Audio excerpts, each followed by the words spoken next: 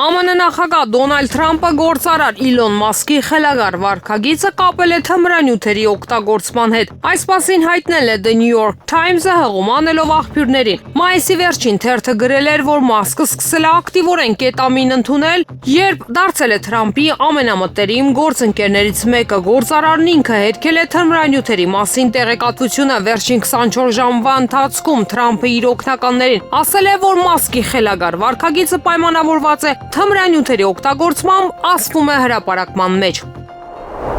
Ուկրաինայի նախագահ Վոլոդիմիր Զելենսկին հայտարարել է, որ Ռուսաստանի զինված ուժերը պատրաստվում են հետագա ռազմական գործողությունների։ Նա համապատասխան բովանդակությամբ գրառում է արել իր տելեգրամյան ալիքում ուրբաթ հունիսի 6-ին պետության ղեկավարը լսել է Կիևի ներկայացուցիչների Վաշինգտոն կատարած այցի արդյունքների մասին զեկույցները։ Նրա խոսքով բանակցողները լավ հանդիպումներ են ունեցել բոլոր մակարդակներում, այդ թվում ԱՄՆ վարչակազմի եւ պետդեպարտամենտի աշխատակիցների կոնգրեսի անդամների եւ հասարակական գործիչների հետ։ Պատվիրակները գործընկերներին ներկայացրել են Ռուսաստանի ղեկավարության իրական մտադրությունները։ Չնայած բանակցությունների ժամանակ շատախոսությանը, ռուսական զորքերը պատրաստվում են հետագա ռազմական գործողությունների եւ դրանց ընդլայնման հնարավորության, գրել է Զելենսկին։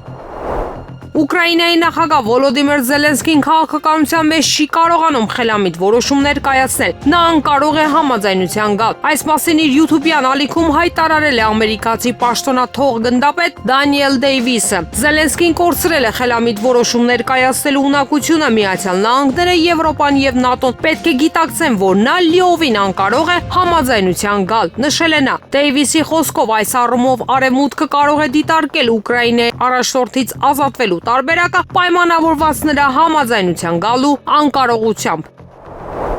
Ամերիկացի ձեռնարկատեր Իլոն Մասկը նախագահ Դոնալդ Թրամփի հետ վեճի ֆոնին արտահայտվել է Միացյալ Նահանգներում նոր կուսակցություն ստեղծելու օգտին եւ առաջարկել է դրա անվանումը։ Ամերիկա կուսակցությունն այդ մասին հայտարարել է իր սոցիալական ցանցում։ Կուսակցություն Ամերիկա, գրել է Մասկը։ Նա նաև նշել է, որ նման կուսակցությունը անհրաժեշտ է Միացյալ Նահանգների համար։ Մասկի խոսքով X սոցիալական ցանցում հարցված ամերիկացիների 80%-ը արտահայտվել է դրա ստեղծման օգտին։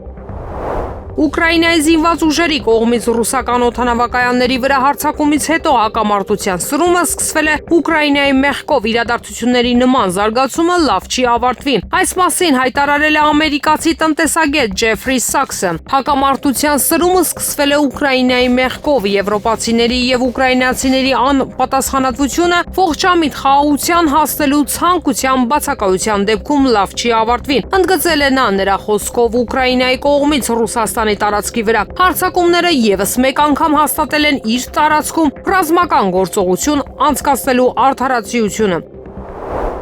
Թուրքիայի առողջապահության նախարար Քեմալ Մեմիշօղլուն իր X սոցիալական ցանցի էջում հայտնել է, որ Կուրբան Բայրամի տոնակատարության առաջին օրը 14000 մարդ է վիրավորվել։ Տոնի առաջին օրը 14372 մարդ մեր հիվանդանոցներում բուժում է ստանում զոհաբերության ժամանակ ստացած վնասվածքների պատճառով, կիսվել է նախարարը։ Նա մանրամասնել է, որ Անկարայում վիրավորվել է 1049 մարդ, Ստամբուլում 753, Իսկոնիայում 655 մարդ։ Մեմիշօղլուն տոնը նշող բոլորին հիշեցրել է, որ Կուրբան Բայրամի օրը կենդանիները պետք է մորթվեն մասնագետների կողմից նման միջադեպերից խուսափելու համար։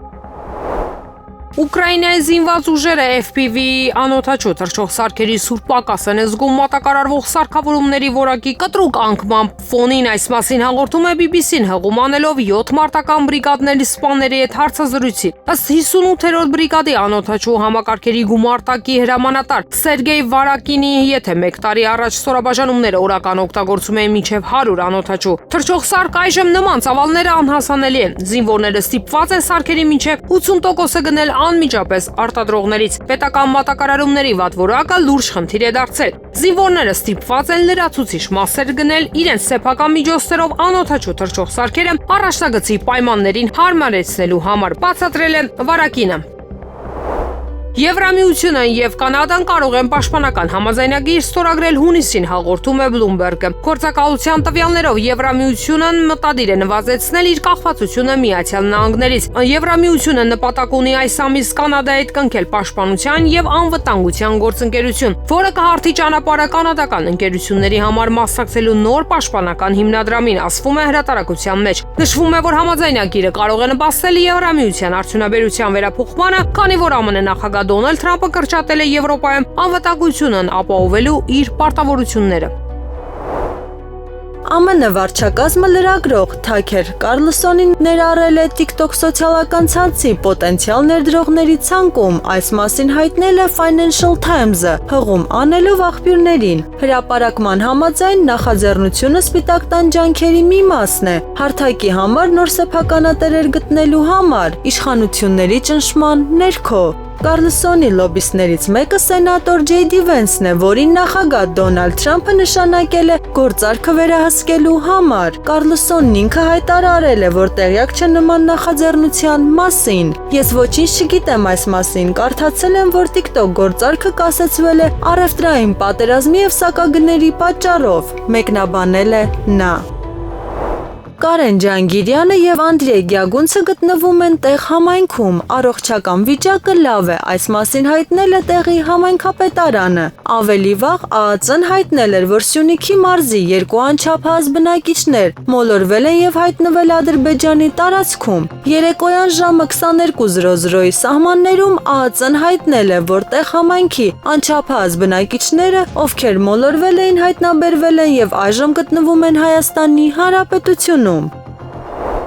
Այսօր հրավիրված դատարանների ընդհանուր ժողովն ուսումնական հարցերի հանձնաժողովի դատավոր անդամ է ընտրել Վճռաբեկ դատարանի քաղաքացիական պալատի դատավոր Արսեն Մկրտչյանին։ Այս մասին հայտնում է դատական իշխանության Facebook-յան էջը։ Վճռաբեկ դատարանի եւ վարչական պալատի դատավոր Արման Թովմասյանն էլ ընտրվել է Արդարադատության ակադեմիայի կառավարման խորհրդի դատավոր անդամ։ Չինացի փորձագետները կարծիք են հայտնել, որ Գերմանիայի կանցլեր Ֆրիդրիխ Մերցի քաղաքական քայլերը կարող են հանգեցնել Ռուսաստանի հետ հարաբերությունների կտրուկ վատթարացման։ Այս մասին հաղորդում է Սոհու հրատարակությունը։ Հաշվի առնելով Պուտինի կոշտ դիրքորոշման նման սցենարի հավանականությունը շատ բարձր է, նշում են լրագրողները, մեկնաբանելով ռուսական բանակի կողմից Գերմանիայում գտնվող թիրախների դեմ հնարավոր պատասխան գործողությունները։ Վերլուծաբանները ընդգծում են Ռուսաստանի ղեկավարության ծայրահեղ բացասական վերաբերմունքը Ֆրիդրիխ Մերցի ուկրաինական զինվորականներին հեռահար Տավրոս հրթիռներ տրամադրելու մտադրությունների, ինչպես նաև արմատական խմբավորումների կողմից նման զենքի օգտագործման սահմանափակումների մեղմացման նկատմամբ։ Ռուսաստանը ձգտում է առարկայական երկխոսություն սկսել Միացյալ Նահանգների հետ երկու երկրների միջև ուղիղ չվերթների վերականգնման հարցի շուրջ։ Այս մասին 10-ին տված հարցազրույցում հայտարարել է փոխարտգործնախարար Սերգեյ Ռյաբկովը։ Նրա խոսքով Ռուսաստանի եւ Միացյալ Նահանգների միջև ուղիղ չվերթների վերականգնման Մոսկվայի առաջարկը ողջավորությամբ չի ընդունվել, սակայն ռուս դիվանագետները չեն հրաժարվում ամերիկյան կողմին այս հարցի շուրջ առարկայական երկխոսության մեջ ներգրավելու իրենց ջանքերից։ Ռյաբկովը նաև նշել է, որ Ռուսաստանի եւ ԱՄՆ նախագահներ Վլադիմիր Պուտինի եւ Դոնալդ Թրամփի երկու երկրների դիվանագիտական առաքելությունների գործունեությունը բարելավելու հանձնարարականների համաձայն անցկացվել են երկկողմ փորձագիտական խորհրդակցությունների, երկու փուլ դիվանագիտական առաքելությունների աշխատանքային պայմանները բարելավելու նպատակով գրգռիչները վերացնելու համար։ Մասնավորապես Ռուսաստանի Դաշնության փոխարտգործնախարարի խոսքով կողմերը համաձայնության են եկել եւ նոտաներ են փոխանակել երկու երկրների դիվանագիտական առաքելությունների համար դոլարով արտահայտված միջոցառումների անարգել ֆինանսավորման եւ երաշխավորված փոխանցումների վերաբերյալ։ Ամերիկայի Միացյալ Նահանգների նախագահ Դոնալդ Թրամփին խաբում եւ թունավորում են Վենեսուելայի եւ վենեսուելացի միգրանտների նկատմամբ ատելությամբ, այս մասին հայտարարել է Բոլիվարյան Հանրապետության նախագահ Նիկոլաս Մադուրոն, դիմելով Սպիտակ տան ղեկավարին Վենեսուելանա դե տելևիժոն հեռուստաալիքի եթերում։ Ամերիկայի Միացյալ Նահանգների նախագահ Դոնալդ Թրամփ թույլ մի տուր, որ թունավորվես Վենեսուելայի նկատմամբ ատելությամբ, դու ամեն օր թունավորվում ես ստերով, ասել է Մադուրոն Մադուրոն դիմելով ամերիկացի առաջնորդին նա ընդգծել է, որ ինքը պաշտպանում է Վենեսուելայի քաջարի ժողովրդի եւ Միացյալ Նահանգներում գտնվող վենեսուելացի միգրանտների արժանապատվությունն ու պատիվը։ Հունվարի 20-ին պաշտոնը ստանձնելուց ի վեր Թրամփը բազմիցս կոչ է արել ավելի խիստ ներգաղթային քաղաքականություն վարել։ Նա հայտարարել է, որ մտադիր է իրականացնել Ամերիկայի պատմության մեջ անօրինական ներգաղթյալների ամենամեծ արտաքսման գործողությունը։ Եղանակը առաջիկա օրերին։ Երևան քաղաքում հունիսի 7-ից 10-ը սպասվում է առանց ստեղումների եղանակ։ Հունիսի 6-ին կեսօրից հետո հնարավոր է կարճատև անձրև եւ ամպրոպ։ Հանրապետության տարածքում հունիսի 8-ին 9-ից 10-ի գիշերը սպասվում է առանց ստեղումների եղանակ։ Հունիսի 6-ից 7-ի գիշերը եւ կեսօրից հետո 9-ից 10-ին կեսօրից հետո առանձին շրջաններում սպասվում է կարճատև անձրև եւ ամպրոպ։ Հնարավոր է նաեւ կարկուտ։ Օդի ջերմաստիճանը հունիսի 6-ից 10-ը աստիճանաբար կբարձրանա 4-ից 6 աստիճանով։